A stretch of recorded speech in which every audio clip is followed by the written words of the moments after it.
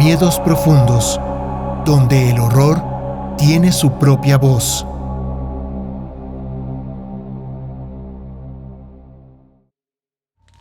En mi familia siempre hemos tenido la costumbre de sentarnos alrededor de la fogata durante las noches frescas. Contamos historias, algunas reales, otras no tanto, pero siempre logramos que el ambiente se cargue de un silencio expectante. Fue en una de esas reuniones cuando Jorge, mi primo, se animó a hablar sobre algo que hasta ese momento había guardado para sí mismo. Él había trabajado durante años como técnico de mantenimiento en la Feria de Atracciones El Sol, un parque de diversiones que había cerrado sus puertas hacía más de una década. Para el resto de nosotros, aquel lugar era solo un recuerdo difuso de nuestra infancia, lleno de luces brillantes, algodón de azúcar y la adrenalina de los juegos mecánicos. Pero para mi primo, la feria era mucho más que eso. Hay cosas que nunca se cerraron del todo. Comenzó su historia con un tono que nos estremeció a todos. Era una noche de invierno, dijo mirando fijamente el fuego. El parque llevaba meses clausurado y la mayoría del personal ya había sido despedido. Me pidieron que hiciera una última inspección antes de que empezaran las demoliciones. La idea era asegurarnos que no quedara nada valioso en el lugar. La descripción que hizo nos transportó de inmediato. Nos habló del viento helado que se colaba por las estructuras abandonadas, del óxido que devoraba los juegos mecánicos y del silencio absoluto que parecía envolverlo todo. No era un silencio normal. Era como si el lugar estuviera conteniendo la respiración. Mientras caminaba por el parque, llegó hasta la Montaña Fantasma, una de las atracciones más antiguas y populares. Para nosotros, ese juego era un recuerdo lejano, pero mi primo lo describió como si estuviera parado frente a él en ese momento. La fachada estaba completamente desgastada, como si el tiempo la hubiera abandonado antes que nosotros. Las luces, que alguna vez parpadeaban en colores vibrantes, estaban apagadas, y los rieles crujían con cada soplo de viento. Entró en la estructura armado con una linterna y una mochila, para poder guardar cualquier cosa que encontrara. Al principio todo parecía normal, pero mientras avanzaba por los túneles oscuros, sintió una corriente de aire helado que no tenía sentido. No había ventanas ni salidas cercanas. De repente, el sonido de algo metálico dando golpes lo hizo detenerse. Intentó convencerse de que era solo un pedazo de maquinaria vieja que había caído, pero entonces lo escuchó de nuevo, acompañado por lo que describió como un leve susurro.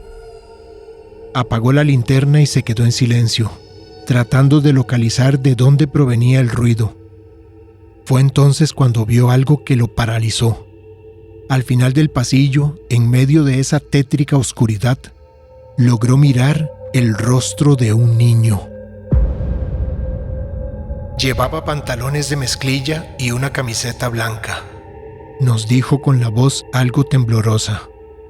Pero lo más impactante fueron sus ojos. Eran negros, como pozos sin fondo. El niño no habló, no se movió, ni siquiera parecía estar respirando. Mi primo, impulsado por una mezcla de miedo y curiosidad, dio un paso hacia él. Fue entonces cuando el niño habló. «Ayúdame a salir, por favor». A pesar del terror que sentía, Jorge avanzó unos pasos más, pero justo cuando estaba a punto de extender la mano, el niño desapareció. En su lugar había un trompo de madera desgastado tirado en el suelo. ¿Lo recogía o no lo recogía? Esa pregunta me persiguió durante días. Lo único que pude hacer en ese momento fue quedarme ahí observando por un largo tiempo sin moverme. Después de un rato reaccionó, se hizo para atrás y corrió buscando la puerta de salida. Pero al llegar la encontró cerrada. Intentó forzarla, pero fue en vano. De repente sintió una mano helada en su hombro.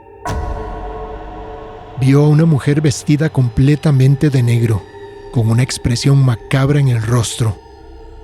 Salí de aquí antes que sea demasiado tarde. Luego de decir eso, la puerta se abrió de golpe y la mujer desapareció. Finalmente logró salir del lugar, corrió lo más lejos que pudo y cayó al suelo exhausto, y después de unos minutos se desmayó. Al día siguiente, un equipo de rescate lo encontró tirado en el suelo. Lo despertaron y lo ayudaron a recuperarse.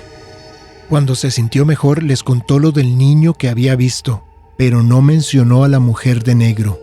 Decidieron ir a inspeccionar el lugar. Encontraron el trompo de madera exactamente donde mi primo lo había visto, pero no había rastro del niño. Terminó su historia con un suspiro profundo. Desde entonces, no he podido sacarme esas imágenes de la cabeza. Algo oscuro habita ese lugar. No sé si sea algo que quiera salir de ahí, o más bien algo que nos quiere atrapar ahí adentro. El silencio que siguió fue absoluto.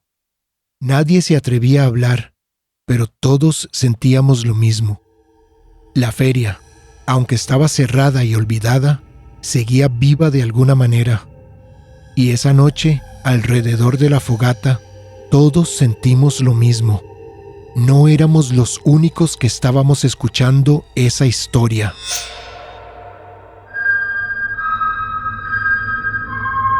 Esto fue una producción de Trejos Home Studio y Miedos Profundos, narrado por El Cuervo. Si esta historia dejó un eco en tu mente, recordá que hay más esperando en nuestra colección.